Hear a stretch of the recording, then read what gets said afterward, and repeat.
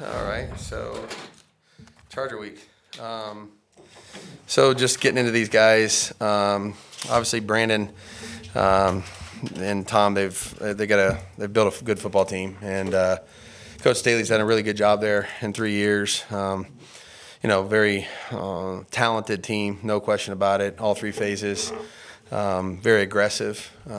They really do a lot of different things that you got to get ready for as you're preparing for them during the course of the week. I'd say in all three phases.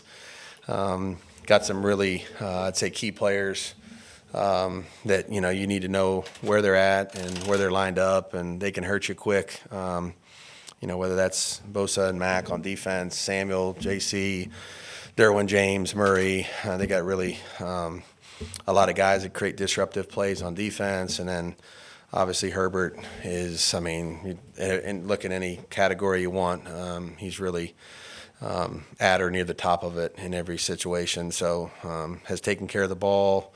Obviously he's got a big arm, can move it down the field. They got a lot of big targets.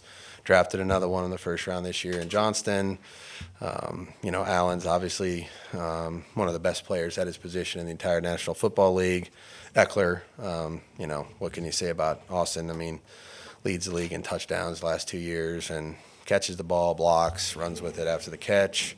Punter, it's one of the things that stands out among all the things that they have and that they do well. The punter is one of the best, players, period.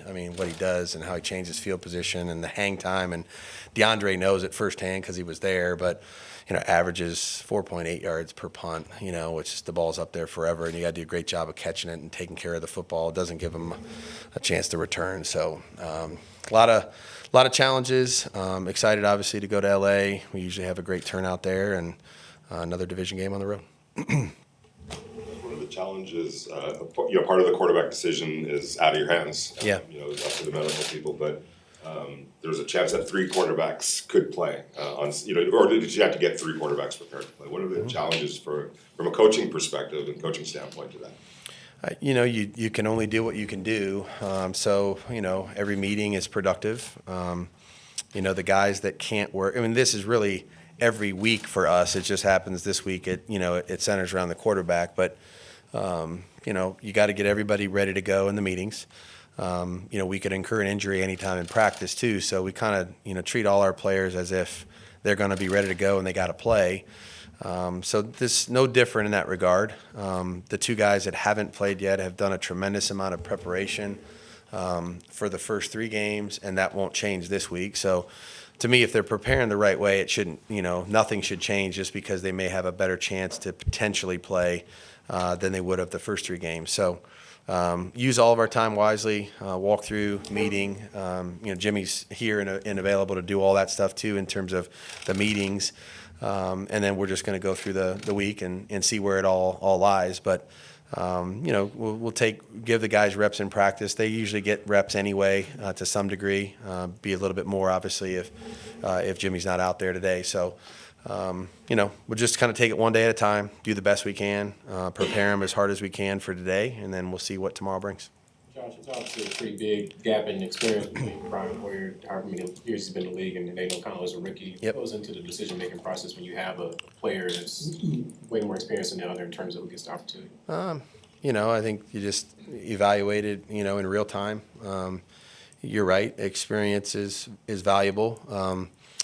And at the same time, we'll try to play the right person based on what the situation is and how practice goes, if that's what it comes to, So I think everybody's going to get ready to go, and I think sometimes, experience is a good thing. It doesn't mean that it's going to determine how it's going to go for one guy versus another. There's a lot of guys that don't have a lot of experience that can play well, because they're prepared and they do the right thing to get ready and they go out, and ultimately what matters is how they perform, not how long they've been in the NFL or how many games they've played in or what have you. So both guys will get ready to go. Both of them have an opportunity in practice, and like I said, we'll see how Jimmy progresses as we go through the week.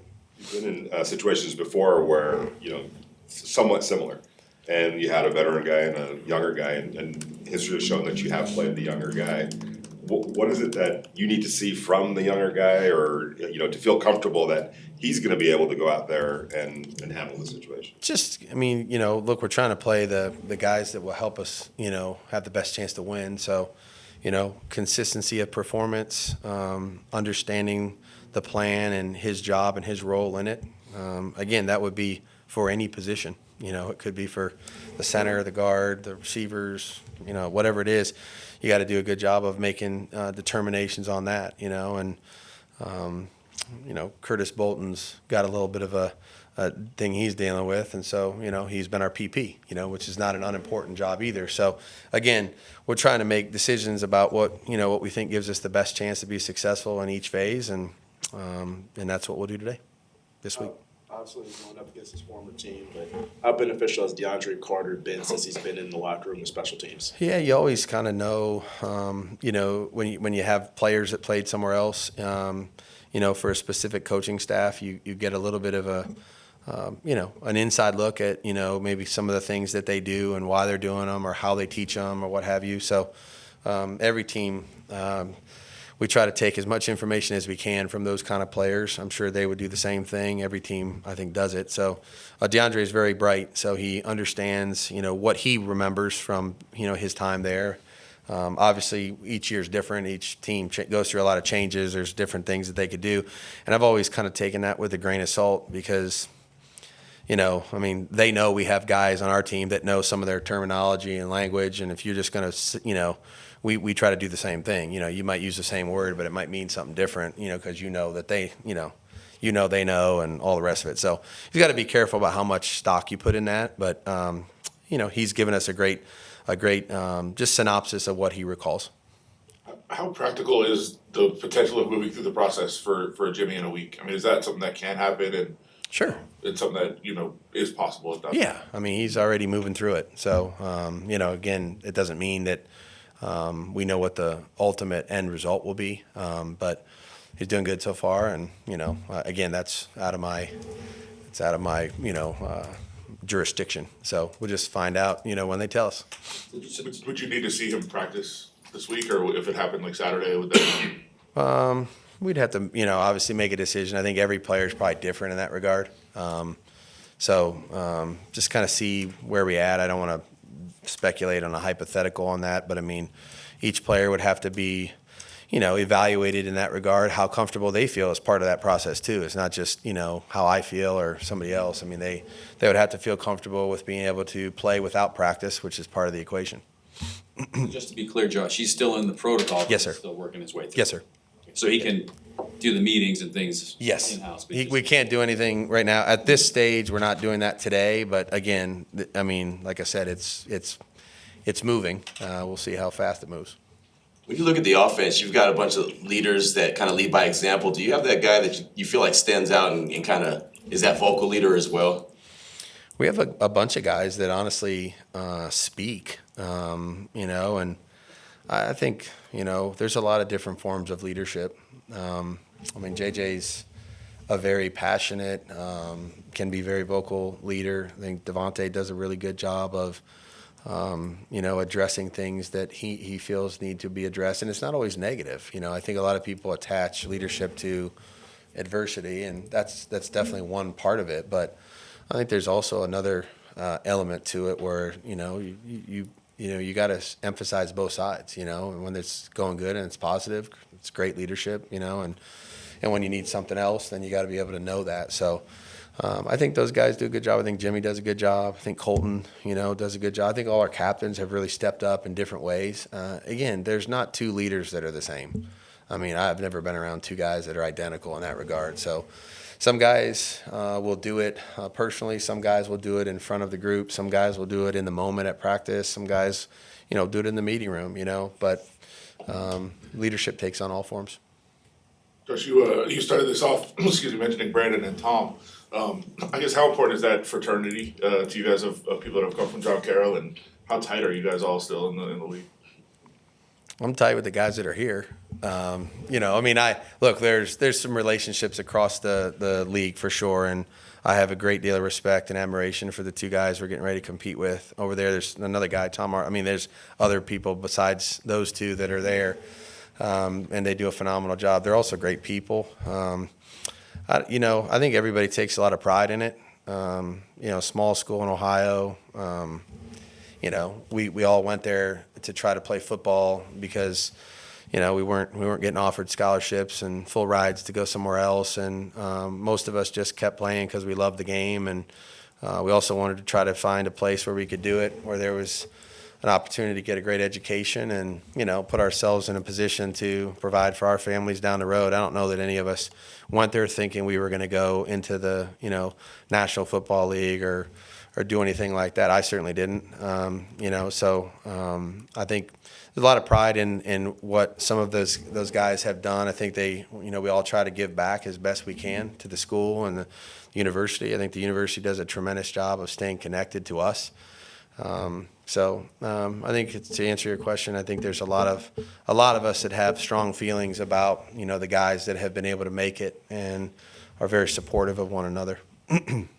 Josh, obviously made some changes in the offseason, free agents draft just like every year. How would you evaluate the newcomers, how they've impacted the team so far? There's a lot of obviously there's a lot of changes on our team, and I'd say that's the same. Most teams are in that same situation. I thought obviously we've gotten some guys that just came here that became captains quickly, which is, I think, a tribute to them and what they've done. They've invested themselves in our program and our culture and really made an impact on other people. I think we're, like we talked about the other day, our young players that we've drafted are, coming along, and, they learn every day, one way or the other. They either do it right or we feel like we make some progress because we learn from a mistake. So, I think all of that stuff is still fresh. We're still in September. We want to just keep plugging along here. I think we have a long way to go and a lot of things to go through and a lot of improvements to make. So, but I've been really impressed with a lot of the veteran players we've added, and then the attitude and the approach by the young players to try to acclimate to that style and that work pace and everything else. They got a lot of good people to learn from. That's good. A couple minutes ago, you were just talking about how each leader you've been around has been different. Can you just describe the leadership style of Colton Miller and what he provides to the offensive line? Consistent, tough, really approaches his job the right way, wants to do it the right way, asks good questions, practices hard. He doesn't, sometimes you don't hear him a lot because he's just kind of a softer spoken guy in that regard, but when you watch him play, there's a different aggression to him. And again, it's just consistent, a consistent performance. He's been out there every day, just, working at his craft, puts out a really good product and does his job at a really high level. And I think there's a lot of people that see that and try to emulate that with their own day. Good to go? Okay, thank you.